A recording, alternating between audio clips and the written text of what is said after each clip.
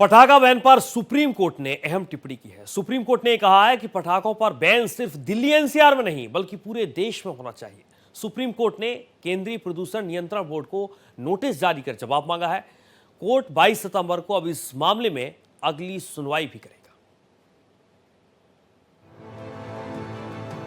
पटाखों पर बैन को लेकर सुप्रीम कोर्ट में सीजेआई बी.आर. गवई की अध्यक्षता वाली पीठ में सुनवाई हुई।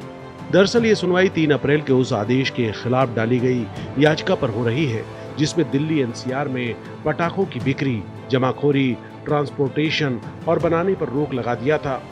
इस दौरान सीजेआई बी.आर. गवई ने अहम टिप्पणी की।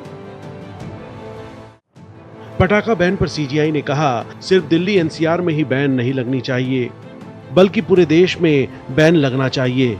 पर्यावरण संबंधी नीति पूरे देश पर लागू हो। सिर्फ दिल्ली के लिए ये नीति नहीं बना सकते। केंद्रीय प्रदूषण नियंत्रण बोर्ड को नोटिस जारी, 22 सितंबर को होगी अगली सुनवाई। CJI B R. गवई ने कहा, वो पिछले साल सर्दियों में अमृतसर गए थे, वहां प्रदूषण दिल्ली से भी बदतर था। ऐसे में अगर पटाखों पर प्रतिबंध लगाना है तो पूरे देश में पाबंदी होनी चाहिए।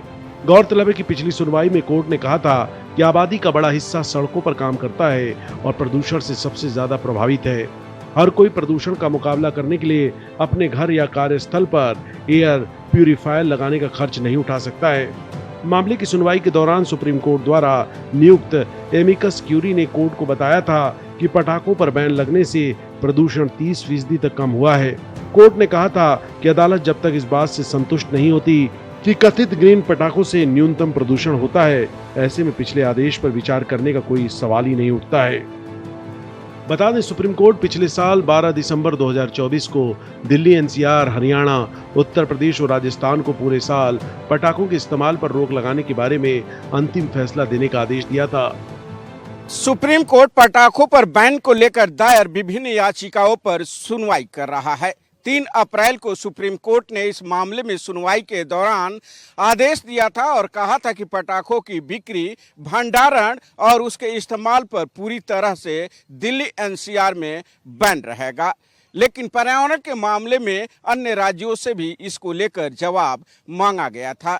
उसी मामले की सुनवाई के दौरान सीजेआई बी.आर. गवई ने यह टिप्पणी की है।